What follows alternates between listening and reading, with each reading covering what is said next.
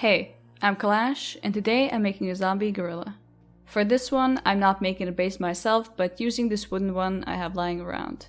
I'm using some wire for the armature. Only for the legs and arms though, because I want to take out a lot of clay from the stomach later. This did end up giving the gorilla some posture issues, but I think he has bigger problems to worry about. At this point, I'm very happy I'm using my gray clay instead of my regular skin-colored one. After adding his potato torso, his gluteus got maximized, but I still made the cheeks a bit too small in the end. Added some fat rolls. Well, gorillas aren't really fat, so I guess it's more like skin rolls.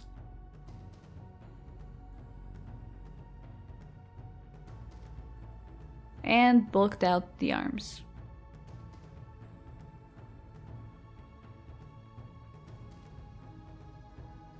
I decided it will be difficult to sculpt like this, so I cut it in half. But then I realized it will be difficult to make the stomach like this, so I put it back together. The stomach already looked huge, but I should have made it even larger.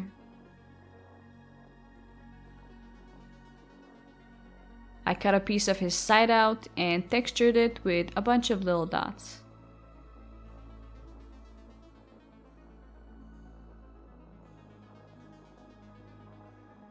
I pre-baked some strips of clay to stuck them in the stomach as his ribs. And then added some other necessary details.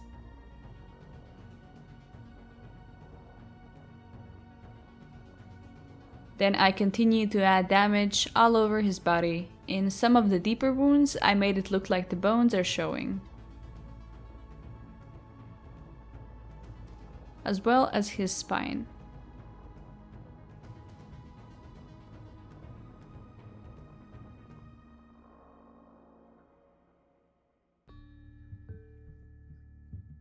After most of the damage was done, I started texturing the body and later adding a few more scars.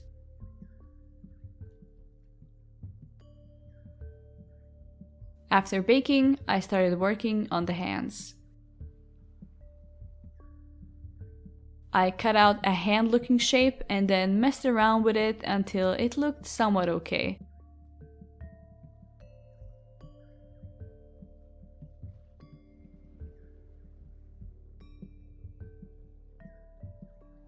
Then I decided to give him 2 skeleton fingers instead of regular ones.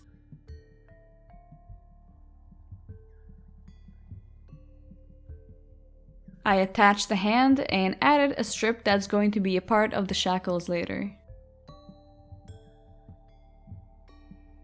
For the sake of not having to sculpt another hand, I made the other hand completely skeleton. There was a little accident though, which left the gorilla needing surgery.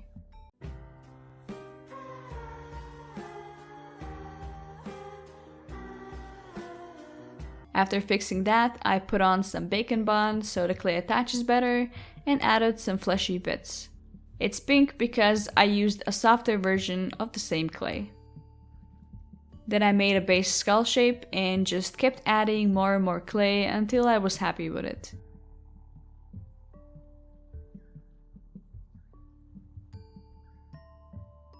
And of course gave him some miniature teeth. After baking it, I added some flesh and skin over the skull in some places and attached it to the body.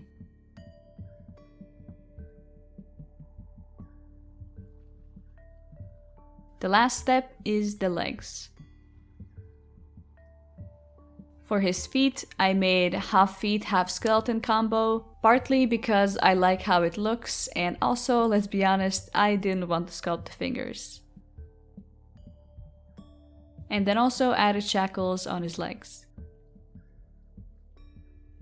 For the chains, I rolled out some clay, cut them into equal pieces, and just squished them together.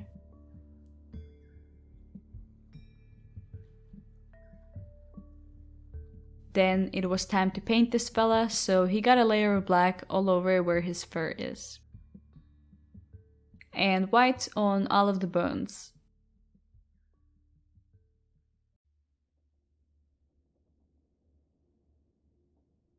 I then went over the bones with a more yellowish tone to make them less bright and more older looking.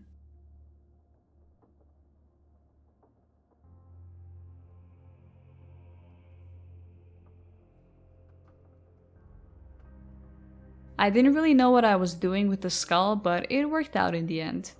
The teeth also got painted the same way later. After that, I added an even darker, more brown here and there.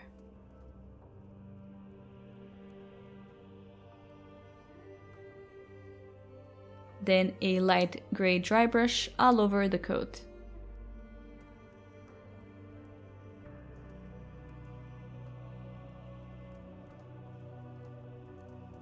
I covered all of the shackles and chains with silver. I later added a black wash as well because they look too clean and simple.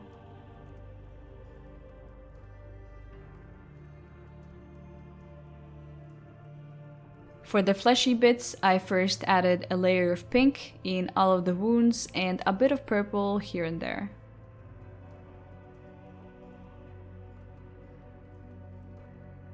Later, I went over them with a diluted red, focusing more on the edges.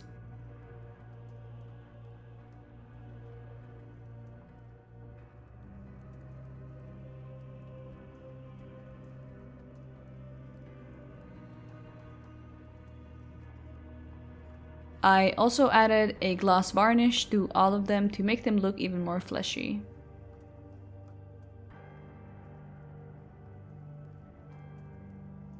I painted the wooden base black and glued down the gorilla with some 2-part epoxy glue.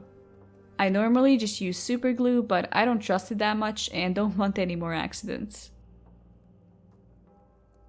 I did use super glue to glue on the chains though.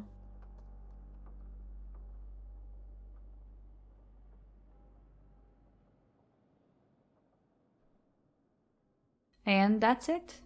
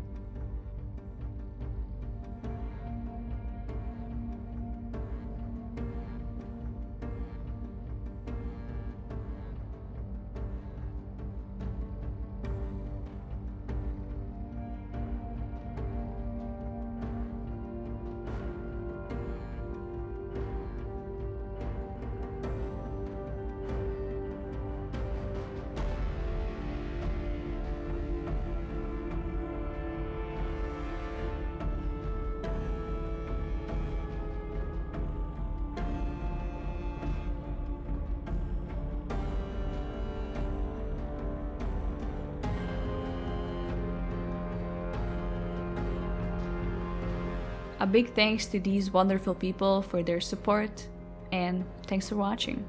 I'll see you next time. Bye!